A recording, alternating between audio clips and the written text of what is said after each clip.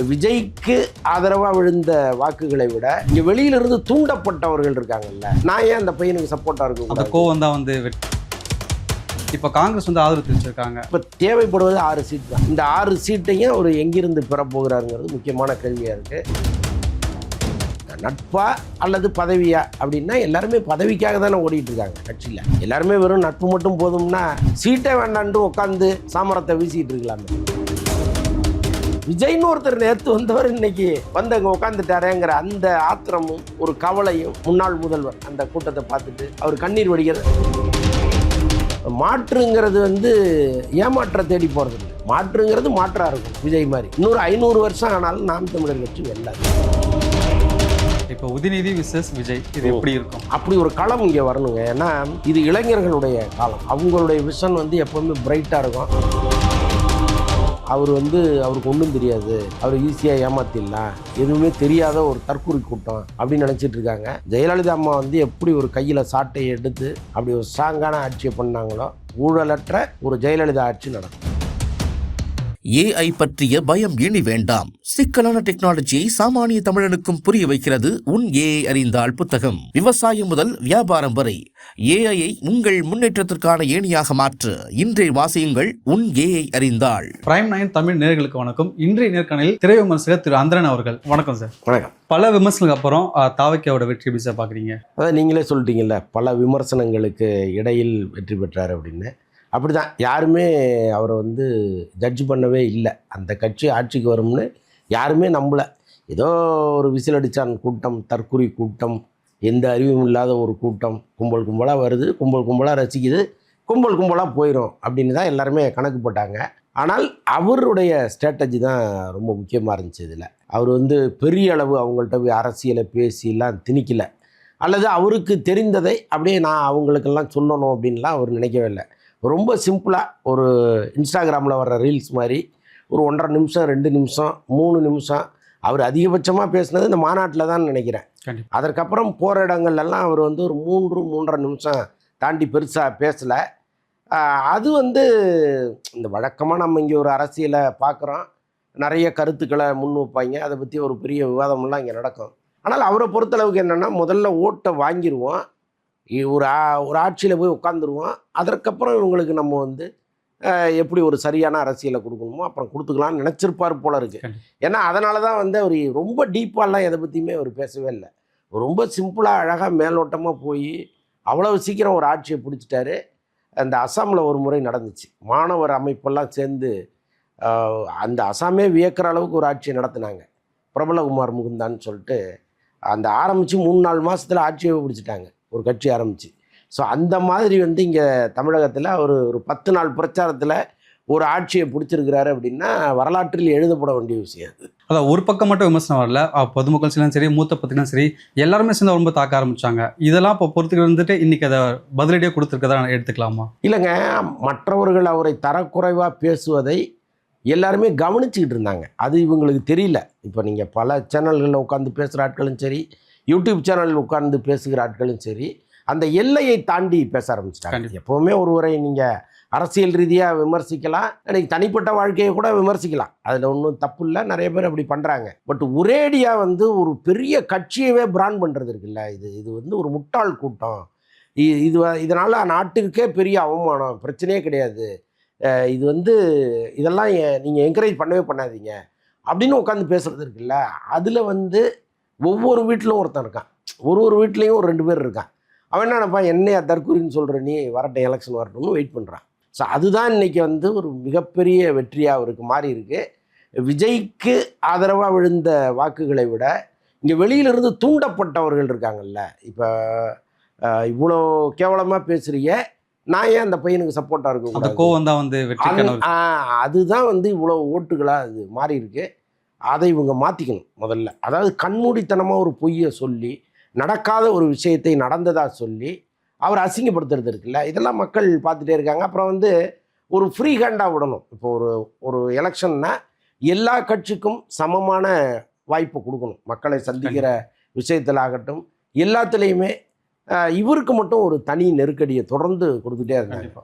அதையும் இங்கே பார்க்குறாங்கல்ல. இப்போ எல்லாமே சேர்ந்த அனுதாபம் தான் இவ்வளோ பெரிய வாக்குகள் இவ்வளோ பெரிய வெற்றி. இதுவரை இளைஞர்கள் ஓட்டுனால ஜெயிச்சதா மாதிரி தெரியல, ஒட்டுமொத்த தமிழகமே வந்து விஜய்க்கு ஆதரவு தெரிவிச்ச மாதிரி இருக்கு. இல்லை, ஒட்டுமொத்த தமிழகம்னு சொல்லியிருந்தா இன்றைக்கி அவர் சிங்கிள் மெஜாரிட்டியாக வந்திருப்பார். சில ஏரியாக்களில் அவங்க கான்சன்ட்ரேட் பண்ணல. நானே வந்து தவேகா நிர்வாகிகள் சில பேர்கிட்ட சொன்னேன். இப்போ நான் ஒரு முறை ஊருக்கு போகும்பொழுது பாண்டிச்சேரி தாண்டி எங்கேயுமே நான் விஜய் சம்மந்தப்பட்ட போஸ்டரை பார்க்கல, விஜய் சம்மந்தப்பட்ட பேனரை பார்க்கல. அப்படியே போகுது. நான் மயிலாடுதுறை வரைக்கும் நான் எங்கேயுமே தவேகா சின்னங்கள் கூட நிறைய இடத்துல வந்து வரைஞ்சி பெருசாக இல்லை. அப்போ நான் என்ன சொன்னேன், ஏன் இந்த ஏரியாவில் மட்டும் போகிறா இருக்குது, இதே வேறு மாவட்டங்களுக்கு போனோம்னா எங்கே திரும்பினாலும் விஜய் படமாக இருக்குது, ஏன் இங்கே மட்டும் இல்லை அப்படின்னு கேட்டு, நான் இப்போ யாராவது போஸ்டிங் போடாமல் இருந்ததுன்னா போடுங்க, அங்கெல்லாம் ரொம்ப வேக்கண்ட்டாக இருக்குது அப்படின்லாம் நான் சொன்னேன். அது பெருசாக அவங்களும் காதில் வாங்கிக்கல. அது நிறைய உட்கட்சி பிரச்சனை. ஆக்சுவலாக ஏற்கனவே விஜய் மக்கள் இயக்கத்தில் இருந்த மாவட்ட செயலாளருக்கு ஒரு பெரிய அதிருப்தியிலேருந்து அப்படியே அமைதியாயிட்டாங்க அவங்க. அப்போ அங்கே புதுசாக ஒருத்தரை போட்டோம்னா லோக்கல் பாலிடிக்ஸ் வரும்னே போடாமல் விட்டாங்க. நமக்கான ரசிகர்கள் அங்கே இருக்காங்க, அது பார்த்துக்கலான்ட்டு விட்டாங்க. அதுதான் இன்றைக்கி ஒரு பெரிய பெல்ட்டையே காலி பண்ணிடுச்சு. ஒருவேளை அந்த பெல்ட்டும் கை கொடுத்துருந்ததுன்னா ஒரு சிங்கிள் மெஜாரிட்டியாக இன்றைக்கி வந்திருப்பேன். கண்டிப்பாக. அதை இப்போ 108 சீட்டை ஜெயிச்சிட்டாங்க. அப்படி இருந்துமே பெரும்பான்மை நம்பிக்கையில் வந்து கொஞ்சம் பிரச்சனை வந்து சந்திச்சுட்டு இருக்காங்க. இப்போ காங்கிரஸ் வந்து ஆதரவு தெரிவிச்சிருக்காங்க. அது எப்படி வரும், ஆதரவு மட்டும் பார்க்கலாமா இல்லை கூட்டணி கட்சியாக சேர்ந்து பயணிக்க அவங்க கடிதமே கொடுத்துட்டாங்க. இன்றைக்கி ப்ரெஸ் மீட் வச்சுட்டாங்க. எல்லாமே ஆல்மோஸ்ட் முடிஞ்சு போச்சு. எல்லா எம்எல்ஏக்களுமே வந்து விஜய்க்கு ஆடையெல்லாம் போட்டு, பொன்னாடையெல்லாம் போட்டு பக்கத்தில் இன்னும் ஃபோட்டோலாம் எடுத்துட்டாங்க. கவர்னருக்கு போய் லெட்டர் நேரில் பார்த்து கொடுத்துட்டு வந்துட்டார். இப்போ தேவைப்படுவது 6 சீட்டு தான். இந்த 6 சீட்டையும் அவர் எங்கிருந்து பெறப்போகிறாருங்கிறது முக்கியமான கேள்வியாக இருக்குது. ஒரு பக்கம் இந்த திமுக கூட்டணியிலிருந்து வெளியில் வந்த பல பேரை இங்கே முக்கியமாக காங்கிரஸ் வந்து கடுமையாக விமர்சிக்க ஆரம்பிச்சிருக்காங்க. இந்த விமர்சனங்கள் அங்கே இருக்கிற மற்றவர்களுக்கு ஒரு சின்ன அச்சுறுத்தலை ஏற்படுத்தும். ஏன்னா என்னடா அப்படி அசிங்கமாக திட்டுறாங்க, நம்ம போகிறதா ஆதரவு கொடுக்குறதா, ஒருவேளை நம்மளை ரொம்ப தரந்தாழ்ந்து இந்த சமூகம் பார்த்துருமோ அப்படிங்கிற எண்ணமெல்லாம் அங்கே உள்ளவங்களுக்கு வரும். அதனால தான் விஜய் என்ன பண்ணுறாரு, ஒரு இடத்தை மட்டுமே நாடாமல் ஒரு பக்கம் அதிமுகவிட்டையும் பேச்சுவார்த்தை நடத்திட்டு இருக்காரு. கட்டாயமாக ஆட்சி அமைச்சாகணும். இவ்வளோ தூரம் ஜெயிச்சுட்டு அதில் வந்து தோத்துட்டாருன்னா அது பெரிய தப்பாயிரும். அதனால் நீங்கள் இதுக்கு முன்னாடி வந்து அதிமுகவை எப்படி விமர்சனம் பண்ணீங்க, பிஜேபி கூட்டணி எப்படி விமர்சனம் பண்ணீங்க, எப்படி அவங்கள்ட்ட போய் உதவி கேட்பீங்க அப்படிலாம் இங்கே விமர்சனங்கள் வந்தால் கூட அவருக்கு தேவையான எண்ணிக்கையை அவர் அடைந்து தானே ஆகணும். அதற்கு சில இறங்கி வர்றதுல தப்பு கிடையாது. திமுக கூட வந்து 10 வருஷமாக வந்து பயணிச்சாங்க. இப்போ இங்கேருந்து விலகி போய் அங்கே தாவக்க கூட ஆதரவு தெரிவிச்சிருக்காங்க. இது காங்கிரஸ்க்கு எந்த அளவுக்கு ப்ளஸ்ஸாக இருக்கும், எந்த அளவுக்கு ட்ராபேக்காக இருக்கும்? இல்லைங்க, காங்கிரஸை பொறுத்தளவுக்கு அவங்க தேர்தலுக்கு முன்னாடியே அந்த முடிவை எடுத்துட்டாங்க. எடுத்து அதுக்கு அந்த தேசிய ஜனநாயக கூட்டணியிலேருந்து வெளியேறணுங்கிற முடிவெல்லாம் அவங்க எடுத்து தான் ஒரு பிரச்சனையை ஸ்டார்ட் பண்ணி ராகுல் காந்தி தமிழ்நாடு போய் பிரச்சனை பண்ணும்போது பேர் கூட என்னென்னா, இங்கே தமிழக தலைவர் செல்வ பெருந்தகை வந்து திமுக கூட்டணி தான் நமக்கு சரியாக இருக்கும், நம்ம போகக்கூடாது அப்படின்லாம் சொல்லி டெல்லிக்கும் வந்து அந்த செய்தியை கடத்தி சோனியா காந்தி, மல்லிகார்ஜுன கார்கே இவங்க எல்லாமே சொன்ன பிறகு தான் ராகுலுடைய எண்ணத்தை மீறி அந்த கட்சியில் அவங்க கூட்டணியாக தொடர்ந்தாங்க.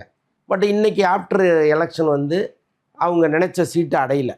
இப்போ விஜய்கிட்ட போயிருந்தோம்னா அவர் ஒரு 50 சீட்டாவது கொடுத்துருப்பாரு. அதில் 50 சீட்டுமே ஜெயிப்பதற்கு வாய்ப்பு இருந்திருக்கும்.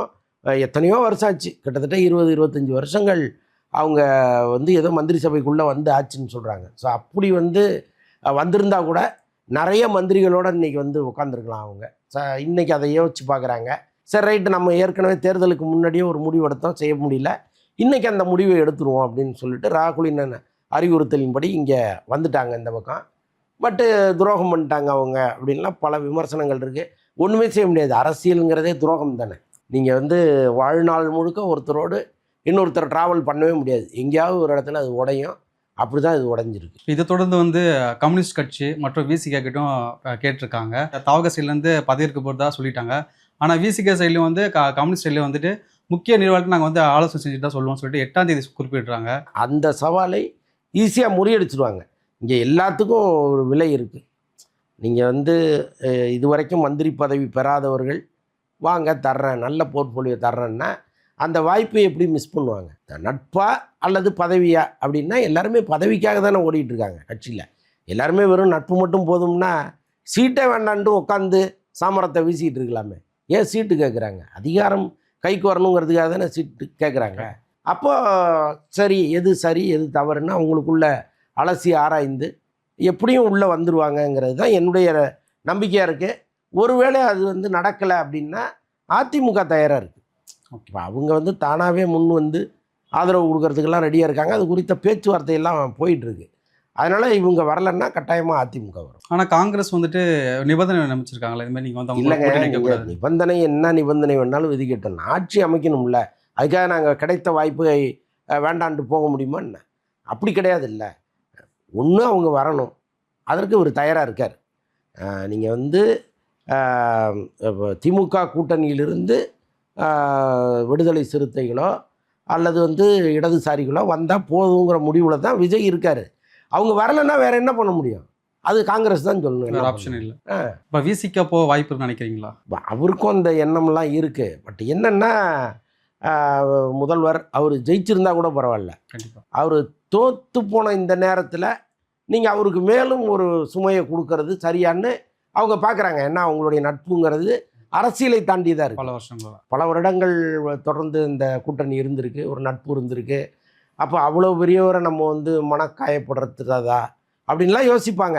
பட் எல்லாத்தையும் தாண்டி தானுங்க அரசியல். அப்பா மகனே எதிர் களத்தில் இருக்கிறத நம்ம பார்க்குறோம். அரசியலுக்காக தானே அப்படி சண்டை போட்டுக்கிறாங்க. திமுக எதிர்கொள்வாங்க. இல்லைங்க, திமுகவுக்கு தோல்விகள்ங்கிறது ஒன்றும் புதுசெல்லாம் கிடையாது. பல முறை தோல்வி அடைந்தவர்கள் தான்.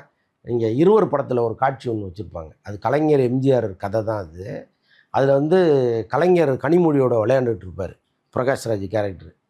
அப்படியே விளையாண்டுட்டு இருக்கும்போதே வந்து அவர் தோற்று போன செய்தியை வந்து சொல்லுவாங்க.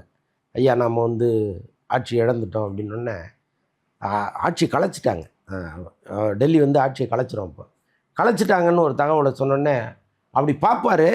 அந்த கண்ணில் ஒரு சின்ன ஷாக் வரும். அடுத்த நிமிஷம் குழந்தையோட விளையாட ஆரம்பிச்சிடுவார். அதுதான் கலைஞர். தோல்விகளை கலைஞர் பார்த்த விதம் அதுதான். ஒரு நாள் கூட அவர் தோண்டு உட்காந்தது கிடையாது. அடுத்த நிமிஷம் வழக்கமாக ஜோக் அடிச்சுட்டு அவர் கிளம்பிடுவார் அடுத்த வேலை என்னன்னு பார்க்கறதுக்கு. பட் இங்கே வந்து அவங்க இந்த எதிர்பாராத தோல்வியாக போயிடுச்சு. நம்ம தோப்போம், ஆனால் ஒரேடியாக தோக்க மாட்டோம், இந்த பார்டர்லையாவது ஜெயிச்சிருவோங்கிற நம்பிக்கை இவங்களுக்கு இருந்துச்சு.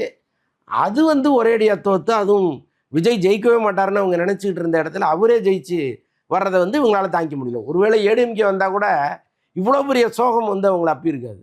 விஜய்னு ஒருத்தர் நேற்று வந்தவர் இன்னைக்கு வந்து அங்கே உட்காந்துட்டாரேங்கிற அந்த ஆத்திரமும் ஒரு கவலையும் அவங்கள்ட்ட இருக்குது. அதனால தான் முதல்வர் வந்து அந்த முன்னாள் முதல்வர் அந்த கூட்டத்தை பார்த்துட்டு அவர் கண்ணீர் வடிக்கிறது நமக்கே கஷ்டமாக இருக்குது. அதை பார்க்கும்போது உள்ளபடியே மனசு ரொம்ப ஒரு மாதிரி பதட்டமாக இருந்துச்சு. ஐயோ இப்படி ஆயிடுச்சு அப்படின்ட்டு. ஆனால் அவர் மட்டுமா ஜெயிச்சிருக்கலாம். விஜயை அப்படி நினச்சதா அவருடைய ஜோதிடர் சொல்கிறாரு, ரத்தன் பண்டிட்டுங்கிறவர் சொல்கிறார். விஜய் பேசிக்கிட்டு இருக்கும்போது ஸ்டாலின் ஜெயிச்சிருக்கலாம், அவர் தோத்தது கஷ்டமாக இருக்குது அப்படின்னு சொன்னதாக சொல்கிறார். திமுக தப்பு கணக்கு போட்டுச்சோ விஜயோட? இல்லைங்க, இவங்க என்ன நினச்சிட்டாங்கன்னா, நாம் ஒரு நெருக்கடி கொடுக்குறோம். இப்போ பாருங்கள், அவருக்கு ஒரு பெரிய கூட்டம் பின்னால் வந்துடுச்சுங்கிறது அவங்களுக்கு தெரிஞ்சிருச்சு. இதை வந்து கண்ட்ரோல் பண்ண முடியாது. ஏன்னா முதல் மாநாட்டிலே அவங்களுக்கு தெரிஞ்சு போச்சு. அதுக்கப்புறம் மெல்ல நெருக்கடிகளை ஸ்டார்ட் பண்ணுறாங்க. நீங்கள் பர்மிஷன் கொடுக்குறதில்ல, அது இன்னும் கரூர் சம்பவத்துக்கு பிறகு இன்னும் ஸ்ட்ராங் ஆகுது. அப்போ என்ன நினைக்கிறாங்கன்னா, விஜயை முடக்கிட்டோம்னா அவ்வளோதான், என்ன அதிகபட்சம் அவர் எங்கெல்லாம் போகிறாரா இங்கே கொஞ்சம் ஓட்டு வரப்போகுது, அதை தாண்டி ஒன்றும் வரப்போகிறது இல்லைன்னு அவங்க முடிவு பண்ணி தான் பல நெருக்கடிகளை கொடுத்தாங்க. கடைசி அந்த ஓட்டு போடுறதுக்காக ஒரு கூட்டம் வந்துச்சு இல்லை, அப்படி பஸ் ஸ்டாண்ட் முழுக்க திரண்டு நின்றுச்சு இல்லை, ரயில்வே ஸ்டேஷன் பஸ் ஸ்டாண்டு. அங்கே கொஞ்சம் ஷாக் ஆனாங்க. முடிஞ்ச அளவுக்கு அங்கே கொஞ்சம் பார்ப்போன்னு சொல்லிட்டு நிறைய பஸ்ஸுகளை கட் பண்ணி கிட்டத்தட்ட 10 லட்சம் பேர், 8 லட்சத்துலேருந்து 10 லட்சம் பேர் வந்து விஜய்க்கு வாக்களிக்க வேண்டியவங்க போகவே முடியல. ஸோ அது வந்திருந்ததுன்னா இப்போ தனி மெஜாரிட்டி அவர் வந்திருப்பார். ஸோ அதுதான் தாவேக்கா கூடாரங்கள்லையும் பேசுனாங்க, இப்போ கடைசி நேரத்தில் இவங்க முடக்கினதுனால தான் வந்துருச்சு அப்படின்னு. அப்போ எல்லாமே பண்ணி விஜய் ஜெயிக்க விடாமல் பண்ணிடலான்னு நினச்சாங்க. அவருடைய வெற்றிங்கிறது 2031 கூட வந்துட்டோம், இப்போ வந்துடக்கூடாது அப்படின்னு நினச்சாங்க. ஆனால் அதையெல்லாம் மீறி ஒரு மேஜிக் நடந்துருச்சு. ஆனால் விஜய் அவர்களை சூஸ் பண்ண காரணம்னா மாற்றுன்னு சொல்லி தான் காரணங்கள் சொல்கிறாங்க. அந்த மாற்று ஏன் நம்ம சீமான் பக்கம் போகல? சீமானையா மாற்றா? சீமான் அரசியலே பண்ணலையேங்க. அவர் எதை வந்து நேற்று ஒன்று பேசுவார், இன்றைக்கி ஒன்று பேசுவார், நாளைக்கு ஒன்று பேசுவார், 4வது நாள் இந்த 3த்தையும் மாற்றி வேற ஒன்று பேசுவார். அவர் வந்து அரசியலில் ஒரு ஜோக்கராக தான் இருந்தாரே தவிர ஒரு சீரியஸான அரசியல் அவர் பண்ணவே இல்லை. இன்னொன்று, தமிழகத்தை பொறுத்தளவுக்கு தமிழ் தேசியம் வெல்லவே வெல்லாது. ஏன்னா அவங்க வைக்கிற பல விஷயங்கள் இப்போ இருக்கிற இயல்பு வாழ்க்கைக்கு பொருந்தாது. ஸோ அதனால் வந்து மாற்றுங்கிறது வந்து ஏமாற்ற தேடி போகிறதில்ல, மாற்றுங்கிறது மாற்றாக இருக்கணும் விஜய் மாதிரி. ஸோ அதனால் மக்களுக்கும் தெரியும்ல, அந்த சீமான் பக்கம் எப்போவுமே போக மாட்டாங்க. இன்னொரு 500 வருஷம் ஆனாலும் நாம் தமிழர் கட்சி வெல்லாது. அதுதான் உண்மை. அது மட்டும் இல்லாமல் மூத்த பத்திரிகையாளர்லேருந்து கருத்து கணிப்புன்னு சொல்லி நிறைய விஷயம் சொன்னாங்க. இது எல்லாமே பொய்யாக்கிட்டார் விஜய். அது எப்படி? இல்லைங்க, யாருமே எதிர்பார்க்கல. இதில் மூத்த பத்திரிகையாளர்கள் பல பேர் இப்போ இங்கே பொதுவான கருத்து என்னென்னா, திமுகவினுடைய ஆதரவாளர்கள் அவங்க அப்படி தான் பேசுவாங்கன்னு பல பேர் ஒட்டுமொத்தமாக சொன்னால் கூட நான் அப்படி நினைக்கல. இங்கே ரொம்ப நடுநிலையாளர்கள் இருந்தாங்க. அவங்களுடைய கணிப்பு மிஸ் ஆகி போச்சு, அவ்வளோதான். இது எல்லாருடைய கணிப்புமே மிஸ் ஆகி தான் இருக்குது. விஜயினுடைய கணிப்பே இது கிடையாது. சிங்கிள் மெஜாரிட்டியாக நாம் வருவோம்னு விஜய் கூட நினைக்கல. ஏன் நினைக்கலன்னு நான் உறுதியாக சொல்கிறேன்னா, ஒரு 50-60 சீட்டு வருவோம், நம்முடைய ஆதரவு இல்லாமல் யாரும் கட்சி எந்த கட்சியும் ஆட்சி அமைக்க முடியாதுன்னு தான் அவர் நினச்சார். ஸோ அதனால தான் ரிசார்ட்டுகளை புக் பண்ண தயாரானார். அதே மாதிரி இந்த குதிரை பேரத்தில் போய் தன்னுடைய கட்சி எம்எல்ஏக்கள் சிக்கிக்க கூடாதுன்னு அவங்கள ஒட்டுமொத்தமாக கொண்டு வந்து ஒரு இடத்துல வைப்பதற்கு ட்ரை பண்ணார். சிங்கிள் மெஜாரிட்டியாக ஜெயிச்சிருவோங்கிறவர் ஏன் அந்த எண்ணத்துக்கு போகணும்? கண்டிப்பாக அவருக்கே அப்படி ஒரு எண்ணம் தான் இருந்திருக்கு, அப்படி ஒரு தாட்ஸ் இருந்திருக்கு. நம்ம கிங் மேக்கராக தான் இருப்போம், கிங்காக இருக்க மாட்டோம்னு அவர் நினச்சிருக்கிறார். பட் அதை மீறி வந்துருச்சு இல்லை. அதனால் அரசியல் பேசினவங்க பல பேர் பர்பஸாக பேசி வாங்கி கட்டிக்கிட்டாங்க, அது வேற. ஆனால் சில நடுநிலையாளர்கள் கணிக்க முடியாமல் விட்டுட்டாங்க. இப்போ சி. ஜோசப் விஜய் நான் அதை நாளைக்கு கன்ஃபார்மாக பார்க்க முடியுமா? ஏங்க இவ்வளோ தூரம் நான் வந்தாச்சும் உங்கள் வீடியோ போடும்போது இன்னும் அது கன்ஃபார்ம் ஆகிருக்கும். இப்போ உதயநிதி விசஸ் விஜய் இது எப்படி இருக்கும்? அப்படி ஒரு களம் இங்கே வரணுங்க. ஏன்னா இது இளைஞர்களுடைய காலம். அவங்களுடைய விஷன் எப்போவுமே பிரைட்டாக இருக்கும். இப்போ பாருங்கள், எவ்வளோ பேர் தேர்தல் அறிக்கை கொண்டு வந்தாங்க. அதில் விஜயினுடைய தேர்தல் அறிக்கையில் மட்டும் இந்த ஏஐ தொடர்பாக இங்கே ஒரு பல்கலைக்கழகம் நாங்கள் கொண்டு வருவோம்னு சொல்கிறாரு. நீங்கள் அதுதான் இந்த இளைஞர்களுடைய தாட்ஸ். அடுத்த ஒரு அப்டேட்டுக்கான அதுதான் அவங்க அப்டேட் ஆகி போயிட்டே இருப்பாங்க. அப்போ இன்றைக்கி சட்டமன்றத்தில் ஒரு 30க்கும் மேற்பட்டவர்கள் கம்ப்ளீட்டாக இளைஞர்கள், ஒரு 30 வயதுக்கு உட்பட்டவர்களாக இருக்காங்க. ஸோ இதெல்லாம் பார்க்கும்போது ஒரு ஆரோக்கியமான அரசியல் அங்கே வரும். இது வரைக்கும் ஒருத்தரை திட்டுறது, சமயங்களில் அடிச்சுக்கிறது, அப்படி ஒரு அரசியலை பார்த்துருப்பீங்க.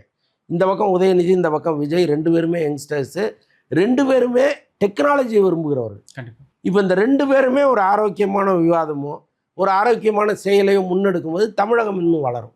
அதனால் இதை நம்ம ஏதோ 2 பேரும் அங்கே போட்டி போட்டுப்பாங்க, சண்டை போட்டுப்பாங்க, இவர் அவரை கவுப்பார், இவரை கவுப்பாருங்கிறதுலாம் வெளியில் அரசியல் களத்தில். சட்டமன்றம் ஆரோக்கியமாக இருக்கும். இப்போ பிஜேபியை எதிர்க்கிற மாதிரி விஜய் ஒரு ஸ்டாண்ட் எடுக்கணும் கண்டிப்பாக. அதை விஜய் எப்படி எதிர்கொள்வார்? இல்லைங்க, அவர் ஆரம்பத்திலிருந்து பிஜேபிக்கு எதிராக தான் இருக்கார். ஆனால் இங்கே உள்ள பல பேரை ஒரு பிஜேபியினுடைய பி டீம்னு தப்பு ஏன்னா நிறைய இடத்த ஒரு வாய்ஸ் பண்ணதே இல்லை எதிர்க்கும் பிஜேபிக்கு எதிராக. அதனால இல்லை அது என்னென்னா, அவர் ஒரு கோல் செட் பண்ணார். தாவேகா வெர்சஸ் திமுக இதை அவர் செட் பண்ணார். அதை மீறி அந்த இலக்கை தாண்டி அவர் வேறு பக்கம் போயிருந்தாருன்னா, ஒரு பிஜேபியோ அதிமுகவோ ஒரு அட்டாக் பண்ணியிருந்தாருன்னு வைங்களேன், இந்த வெற்றியை அவர் அடைஞ்சிருக்க முடியாது. என்னென்னா, இப்போ திமுக பிடிக்காதவங்க, திமுக ஆட்சியை பிடிக்காதவங்க அதிமுகவுக்கு ஓட்டு போட்டுக்கிட்டு இருந்தாங்க. இப்போ அதை ஒரு இடத்தில் குவிக்கணும்னா நீங்கள் இப்படி ஒரு நெரட்டிவை செட் பண்ணால் தான் முடியும். அப்போ நம்ம கோல் இதுதான், இதை தாண்டி நம்ம வேற எங்கேயும் போகக்கூடாதுன்னு ஒரு உறுதியாக இருந்தார். பேசிக்கலாகவே ஒரு பிஜேபி எதிர்ப்பாளர் தான். இப்போ ஒன்றும் இல்லை, இன்றைக்கி இவ்வளோ பெரிய ஸ்கேர்சிட்டி அவருக்கு வந்துருச்சு, ஒரு 11 சீட்டு வேணும். இப்போ டெல்லிக்கு ஒரு ஃபோன், ஐயா இப்படி மாட்டிக்கிட்டேன், நீங்கள் எனக்கு கைட் பண்ணுங்க அப்படின்னா, இவர் ஒவ்வொருத்தர் வீட்டு கதவு தட்ட வேண்டிய அவசியமே இல்லை. ஒரு ஃபோனில் ஏடிஎம்கே விஜய் வீட்டு வாசலில் வந்துருக்கும் இல்லையா? அப்போ இதுலேருந்தே நீங்கள் புரிஞ்சுக்கணும். அது புரியாமல் பல பேர் இந்த ஓட்டு மிஷினையே பிஜேபி தான் ரெடி பண்ணி கொடுத்துச்சு, விஜய் ஜெயிச்சதுக்கு காரணமே இந்த மிஷின் எல்லாம் தில்லுமுள்ளு பண்ணது தான், அப்படிலாம் பேசிகிட்டு இருக்காங்க. ஏன் அப்படி பண்ணணும்? இதே பிஜேபி அதிமுகவை வெற்றி பெற வச்சு ஒரு 10 சீட்டு அவங்க ஜெயிச்சு வந்திருந்தாங்கன்னா 10 பேரும் மந்திரிகளாக இருப்பாங்களே. சொல்ல முடியாது. பிஜேபியவே சிஎம் ஆக்கிட்டு ஒருத்தரை எடப்பாடியை துணை முதல்வராக கூட ஆக்கியிருக்கலாம். அவங்க ஏன் விஜய்க்கு இவ்வளோ செய்யணும்? இதெல்லாம் புரியாத ஒரு கூட்டம் என்னென்னவோ உளறிட்டு இருக்கு. பட் அவர் ஆரம்பத்திலேருந்து பிஜேபியினுடைய பீட்டுமும் கிடையாது, சீட்டுமும் கிடையாது, அவர் தனி தான். விஜய் கட்சி ஆரம்பிக்கும் போதும் சரி, அரசியல் வந்தமும் சரி, நிறைய விமர்சனம் எதிர்கொண்டு வந்தார். ஜெயிச்ச பிறகும் விமர்சனம் வைக்க ஆரம்பிச்சிட்டாங்க. அதெல்லாம் எப்படி சஸ்டெயின் பண்ணிடுவார், இவர் எப்படிங்க நல்லது பண்ணுற போறாரு, 6 மாதம் தாக்கு பிடிக்க மாட்டார், இந்த மாதிரி விமர்சனம் அடுத்து வைக்க ஆரம்பிச்சிட்டாங்க. இதெல்லாம் விஜய் எப்படி எதிர்கொள்வார்? அதுதாங்க அவருடைய சவால். நீங்கள் ஆரம்பத்தில் அவர் கட்சி ஆரம்பிக்கிறேன்னு சொன்னப்போ, நீ ஆரம்பித்து பாரு, சும்மா சொல்லுவேன் அப்படின்னாங்க. ஆரம்பித்தார். ஒரு மாநாடு நடத்தி பாருன்னாங்க, நடத்தினார். மக்களை சந்தித்து பாருன்னாங்க, சந்தித்தார். அதுக்கப்புறம் 234 தொகுதியிலையும் நீங்கள் வேட்பாளர்கள் நிறுத்துங்க முடியுமா உங்களால், அவ்வளோ வேட்பாளர் இருக்காங்களான்னாங்க. 234 தொகுதியிலையும் நிறுத்தினார். நீ எவ்வளோ தான் ஜெயிச்சிருவ, கூட்டம் ஓட்டாக மாறாது அப்படின்னாங்க. ஓட்டாக மாறிச்சு. ஓட்டு மாறின பிறகு இன்றைக்கி நீ ஆட்சி அமைக்க முடியாது, யாரும் பக்கத்தில் வரமாட்டாங்கன்னாங்க. இன்றைக்கி 5 பேர் வந்துட்டாங்க. ஸோ அதனால் எல்லாமே முடியாது முடியாது முடியாது, நீ தேற மாட்ட விளங்க மாட்டேன்னு சொல்லி தான் அவர் சினிமா காலத்துலேருந்து அதுதான் சொல்கிறாங்க. இது சினிமாவுக்கு லாய்க்கு இல்லாத முகம், இது தேராதுன்னாங்க, வந்துட்டார். இவர் வந்து ரஜினியை முந்த மாட்டாருன்னாங்க, முந்தினார். அதனால் எதெல்லாம் இங்கே முடியாதுன்னு சொல்கிறாங்களோ அதெல்லாம் செஞ்சு காட்டிக்கிட்டே இருக்கார் அவர். அவருடைய ஜாதகம் அப்படி இருக்குது. அதனால் இவர் வந்து 100 நாள் தானே சொல்கிறாங்க. வெயிட் பண்ணி பாருங்க. விஜய் அவர்கள் வந்து முதலமைச்சராக பொறுப்பேற்ற உடனே முதல் கேட்டு அது என்ன பண்ணணும்னு நினைக்கிறீங்க? முதலமைச்சராக பொறுப்பேற்ற உடனே ஆக்சுவலாக நம்ம கேள்விப்படுறது என்னென்னா, இந்த இலவச மின்சாரம் 200 யூனிட் வரைக்கும் அதில் ஒரு கையெழுத்து போடுறாரு. அதற்கப்புறம் இந்த மகளிர் பஸ்ஸு, பொதுவாக இப்போ பிங்க் கலர் பஸ்ஸுக்காக பெண்கள் பல நேரம் அந்த ஒரு பஸ் மட்டும் வெயிட் பண்ணோம். இவ எல்லா பஸ்கள்லையும் நீங்கள் இலவசமாக பயன்படுத்தலாம், ட்ராவல் பண்ணலாங்கிறது தான் 2வது கையெழுத்தாக இருக்க போகுது. 2மே ரொம்ப மிக முக்கியமான கையெழுத்து. அவர் அறிவிச்ச நிறைய திட்டங்கள் வந்துட்டு கொஞ்சம் கொஸ்டின் ரைஸ் பண்ணுறாங்க. என்னன்னா இது எப்படி சாத்தியம்? ஆல்ரெடி 10 லட்சம் கோடி கடன் இருக்கு, அதில் எப்படி சாத்தியமாக்கு வர விஜய் என்ன பண்ணுவார்? அதாவதுங்க, இந்த கேள்வியை அதிமுக நோக்கி யாராவது எழுப்புனாங்களா? அவர் என்ன சொன்னார்? ஆண்களும் இலவசமாக பஸ்ஸில் போகலாம்னாரு. அப்படி பார்த்தீங்கன்னா கிட்டத்தட்ட அரசு பேருந்துகள் எல்லாமே இலவசம். இங்கே இங்கே ஏறி அங்கே இறங்கிக்கலாம், அங்கே ஏறி இங்கே இறங்கிக்கலாம், டெய்லி விளையாடலாம். பஸ்ஸில் ஏறி ட்ராவல் பண்ணுறதே ஒரு விளையாட்டாக வச்சுக்கலாம். ஸோ அப்படிலாம் சொன்னார். அதில் நீங்கள் வந்து நினச்சி பார்க்க முடியாத பல விஷயங்களை அவர் சொல்லிகிட்டே இருந்தார் இல்லையா? அப்போ அவரை யாருமே கேள்வி கேட்கல. இவர்கிட்ட வந்து இது எப்படி பண்ணுவேன் அப்படின்னு கேள்வி கேட்டுக்கிட்டு இருக்காங்க. இப்போ வெயிட் பண்ணி பாருங்கள், அவ்வளோதானே. அவருக்கு ஒரு நம்பிக்கை இல்லாமலாம் அந்த விஷயங்கள்லாம் உள்ளே கொண்டு வந்திருப்பார். கட்டாயமாக நம்பிக்கை இருக்கும் இல்லையா? எப்படி பண்ணுறாருன்னு வெயிட் பண்ணி பார்ப்போம். ஒரு கணிப்பாக சொல்லுங்கள், அடுத்து வரக்கூடிய ஆட்சி எப்படி அவர் ரன் பண்ண நினைக்கிறீங்க? எப்படி செயல்பட நினைக்கிறீங்க? நீங்களெல்லாம் வியக்கிற அளவுக்கு செயல்படுவார். இங்கே எல்லாருமே நினச்சிட்டு இருக்காங்க அவர் வந்து அவருக்கு ஒன்றும் தெரியாது, அவர் ஈஸியாக ஏமாத்திடலாம், சுற்றி இருக்கிற கூட்டம் எதுவுமே தெரியாத ஒரு தற்குறி கூட்டம் அப்படின்னு நினச்சிட்டு இருக்காங்க. நீங்கள் பாருங்கள், ஜெயலலிதா அம்மா வந்து எப்படி ஒரு கையில் சாட்டையை எடுத்து அப்படி ஒரு ஸ்ட்ராங்கான ஆட்சியை பண்ணாங்களோ அதில் ஊழலை தள்ளிடுங்க. ஊழலற்ற ஒரு ஜெயலலிதா ஆட்சி நடக்கும். அதை வெயிட் பண்ணி பாருங்கள். இப்போ டிஎம்கே தாவிகா எப்படி போகும்னு நினைக்கிறீங்க? இல்லை, ஒரு ஆரோக்கியமான அரசியலை தான் இருக்கும்னு நான் பார்க்குறேன். ஏன்னா இப்போது உதயநிதி வந்து எதிர்க்கட்சி தலைவராக வராரு. அவருக்குன்னு ஒரு ஸ்டைல் இருக்குது. அவருடைய அரசியலே வந்து ரொம்ப ஒரு ஹைடெக்காக இருக்கும். சில அரசியல் தலைவர்கள் என்ன பண்ணுவாங்கன்னா அதிரடியாக ஒரு முடிவெடுப்பாங்க, முடிந்த அளவுக்கு ரொம்ப கடுமையாக அதை ஹேண்டில் பண்ணுவாங்க. பட் உதயநிதியை பொறுத்தளவுக்கு நான் அப்படி ஒருபோதும் அவரை நினச்சதில்லை. அவருடைய ஒரு ஸ்மைலிங் ஃபேஸு, எவ்வளோ பெரிய பிரச்சனையாக இருந்தாலும் அதை ரொம்ப அழகாக ஹேண்டில் பண்ணுற விதம், அதெல்லாம் பார்க்கும்போது கட்டாயமாக இந்த போட்டிங்கிறது அதை வெயிட் பண்ணி பார்ப்போம். பட் உதயநிதியை பொறுத்தளவுக்கு இதை ஸ்மார்ட்டாக ஹேண்டில் பண்ணுவார்னு தான் நான் பார்க்குறேன். பார்ப்போம் சார் எப்படி இருக்கு காலம். நன்றி சார். நன்றி. குஷி படம் உங்களுக்கு பிடிக்காது? பிடிக்கும், ஆனால் யாருன்னே தெரியாத ஆள் கூடலாம் உட்காந்து என்னால் பார்க்க முடியாது. எனக்கு ரொம்ப அன்கம்ஃபர்டபுளாக இருக்குது. ஜும் ஜும்